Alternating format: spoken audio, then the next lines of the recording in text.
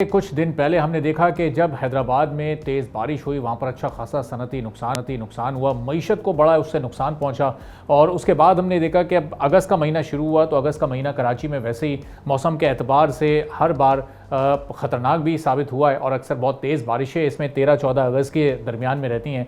तो अब एक बार फिर हम देखते हैं ज़रा अपने अपने मोबाइल में गूगल जब हम करते हैं वेदर को, तो वहाँ पर ऐसी इंडिकेशंस आ रही हैं कि 13-14 तारीख से जो बारिश का सिलसिला शुरू होगा वो 4 से 5 रोज़ तक जारी रह सकता है। और अब वो कितनी शदीद बारिश हो सकती है, चूँकि 35 से 40 मिलीमीटर तक की ही बारिश को मैनेज करने की कैपेसिटी है कराची के इंफ्रास्ट्रक्चर की, यहाँ के सीवरेज सिस्टम की। और अगर यहाँ इससे ज़्यादा बारिश होती है तो फिर बड़े इकनॉमिक लॉसेज इस शहर को होते हैं, माशी तौर पर ये शहर बिल्कुल मुंजमद हो जाता है। तो अब सूरत हाल क्या रहेगी आने वाले दिनों में? अगस्त का यह महीना जुलाई की तरह निस्बतन पुरसुकून गुजर जाएगा या कोई ख़तरा इस वक्त खैर कराची को बारिश से? और फिर ओवरऑल मुल्क में क्या सूरत हाल रहेगी, इस पर हम बात करेंगे। इरफान वर्क साहब डायरेक्टर मैट ऑफिस के हमारे साथ मौजूद हैं। बहुत शुक्रिया इरफान साहब, प्रोग्राम के लिए आपने वक्त निकाला। अब ये 13-14 तारीख से जो गूगल हमें दिखा रहा है, क्या वाकई बहुत तेज़ बारिश होने वाली है कराची में, या फिर निस्बतन कोई स्लो या दरमियाने लेवल की बारिश रहेगी? पहले जो आपका शुक्रिया। मैं वेदर के बारे में अगर बात करूं तो ये वाला जो वेदर स्पेल है जो कि कल से एंटर होगा, कल शाम रात को जो है ना बालाई इलाका, खासतौर पे जो शुमाली इलाका जात होंगे, गिलगित बल्तिस्तान, कश्मीर और जो हमारे शुमाल मशरकी पंजाब के इलाके होंगे जिसमें लाहौर, गुजरांवाला और आने वाले इसके मुल्हिका इलाके जितने भी हैं, यहाँ पर ये इफेक्ट करेगा। ये 13 और 14 अगस्त जो जैसा आपने कहा ना, तो ये वाला जो स्पेल जैसे जैसे आगे प्रोग्रेस करेगा तो जो हमारे मशरकी इलाके होंगे जिसमें बहावलपुर, बहावल नगर के इलाके होंगे, और इससे नीचे चले जाएं तो सिंध के जो मशरकी इलाके होंगे जिसमें 70 कोट की भी है, और जनूब मशरकी सिंध के इलाके ठट्ठा थरपार करके इलाके, तो यहाँ तक तो ये वेदर आएगा। आगे जो है ना मज़ीद मगरब की तरफ ये बढ़ेगा नहीं, तो जो हमारे इलाके ख़ास तौर पे जो सिंध के मशरक़ी इलाके, मगरबी इलाके होंगे और साहली इलाके जिसमें ख़ास तौर पे जैसा आपने कराची के बारे में कहा, तो वहाँ पर हम इतना अभी एक्सपेक्ट नहीं कर रहे, अभी हम एक्सपेक्ट नहीं कर रहे कि ये यहाँ तक पहुँचता रहेगा। लेकिन ये स्पेल एक मौजूद है जो कि जनूब मशरक़ी सिंध के चंद इलाकों में, कुछ बाज़ इलाकों में ये बारिश कर सकता है। तो इरफान साहब, इसका मतलब जो इकनॉमिक हब्स हैं, जो अर्बन एरियाज़ हैं, वो किसी हद तक सेफ़ रहेंगे इस सिस्टम में, यानी इस साल उनमें इतना लॉस या डैमेज नहीं होगा। लाहौर में तो हमने देखा कि एक आध बड़ा तेज़ स्पेल आया, लेकिन वो गुजर गया, चूँकि ज़ाहिर है वहाँ की मैनेजमेंट, वहाँ का infrastructure as compared to Karachi, तो एक बड़ा फ़र्क है।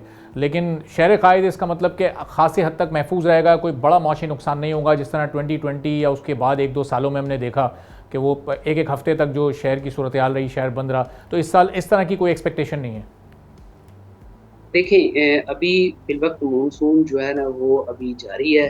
मानसून की बारिशें मुख्तलिफ़ इलाकों में पाकिस्तान में हो रही हैं। जैसा कि पहले जब सीज़न की फ़ोरकास्ट की गई थी तो ये कहा गया था कि ये El Nino very strong conditions में है और इस वजह से जो हमारी मानसून की बारिशें हैं उन पर असर पड़ेगा। तो सेम इज़ द सिचुएशन के जो कराची में जो पिछले साल जो बारिश हुई थी, अभी फ़िलवक़्त हमारे पास अगस्त में कोई ऐसा स्पेल आने वाले कोई हफ़्ता 10 दिन में कोई ऐसा नहीं नज़र आ रहा कि जो उस तरह की कंडीशन जो है ना वो कर सके। हवा का कम दबाव जो है वो राजस्थान तक आता है, लेकिन वहाँ पर ये डिसिपेट हो जाता है और जिसकी वजह से हमारे जो इलाके हैं उस पे जो है ना इतनी ज़्यादा बारिश नहीं हो रही, ख़ास तौर पे जो कराची की बात है। तो कराची में आने वाले दिनों में भी हम एक्सपेक्ट कर रहे हैं, अभी कोई ऐसा स्पेल नज़र नहीं आ रहा जो कि कर सके। ताहम अभी मानसून का जो सीज़न है वो 15 सितंबर तक डेवलप। तो अब इरफान साहब, एक वेदर का एक बड़ा कनेक्शन बन गया है हमारी इकोनॉमी के साथ भी, क्योंकि वेदर जब शदीद होता है, चाहे वो बारिशों की सूरत में हो, चाहे वो हीट वेव की सूरत में हो, तो हमारी इकोनॉमिक एक्टिविटीज़, बिजनेस एक्टिविटी वो बड़ी मुतासिर होती है, ख़ास तौर पर बड़े शहरों में। तो ये इससे निमटने के लिए, चूँकि मौसम तो हर साल शदीद से शदीद होता जा रहा है, मानसून की भी शिद्दत ऐसा लग रहा है हर साल बढ़ती जा रही है, तो इससे निमटने के लिए उसी तनासुब से, उसी शरह से इक़दामात भी उसी रफ्तार से किए जा रहे हैं, या वो इक़दामात कुछ नाकाफ़ी आपको नज़र आते हैं? देखिए, जो क्लाइमेट रेज़िलियंस का जो कांसेप्ट है ना, ये बहुत इम्पोर्टेंट है। अभी आप क्लाइमेट चेंज ने, मौसमियाती तब्दीली ने जो हमारे पास जो वेदर पैटर्न चेंज किए हैं और लोकलाइज्ड वेदर आपको मिल रहे हैं। अभी आपने लाहौर की बात की, तो लाहौर में 252 मिलीमीटर बारिश एयरपोर्ट पे हुई, जबकि उसके अलोंग जो शाहदरा का इलाका है, वहाँ पर बिल्कुल 1 या 2 मिलीमीटर बारिश हुई, कोई बारिश नहीं हुई। वो भी लाहौर के साथ ही इलाका है। तो इसमें आप देख लें कि इतना कंट्रास्ट है।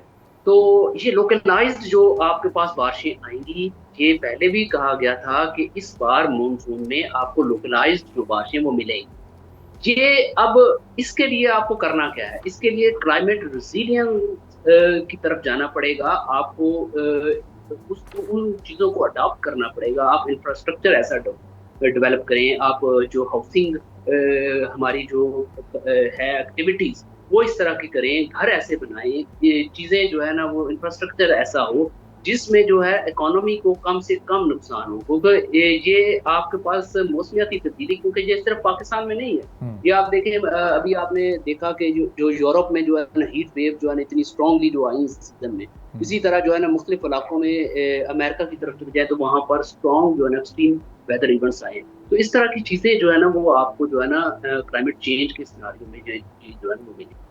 सही। तो इरफान साहब, ये आप लोग का डिपार्टमेंट तो ज़ाहिर है दिनों पहले, बल्कि कभी-कभार तो हफ्तों या महीनों पहले भी इन खतरात से आगाह कर देता है। लेकिन उन खतरात से हम देखते हैं फिर भी नुकसान उसी तरह से होता है, इंफ्रास्ट्रक्चर को भी वही नुकसान पहुंचता है। जब पहले से एक चीज़ का इल्म होता है तो फिर हम वो उस लेवल की तैयारी क्यों नहीं कर पाते उस आफत से निमटने के लिए?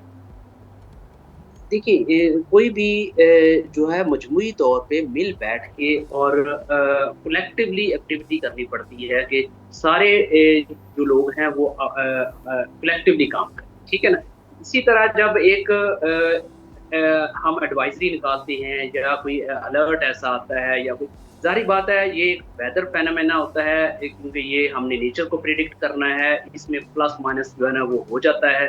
तो उसको देखते हुए जो हमारी, जैसे मैंने क्लाइमेट रेज़िलियंस की बात की, उसको देखते हुए ये जो है ना ये प्लानिंग करने की ज़रूरत है कि अगर इसमें प्लस माइनस होता है तो किस चीज़ पर वेटेज ज़्यादा दें।